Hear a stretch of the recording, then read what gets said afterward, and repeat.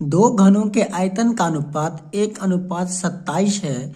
दो घनों के एक फलक दूसरे फलक के अनुपात बताइए।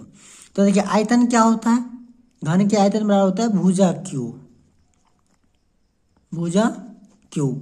तो इसका अनुपात अगर 1/27 दिया है, तो अगर मान लीजिए भुजा निकालना है तो क्या करेंगे, इसको क्यूब रूट लगा देंगे। तो मतलब हो जाएगा 1 में कितना 3, तो हो जाएगा इसका 1:3। यही इसका क्या होगा, आंसर होगा।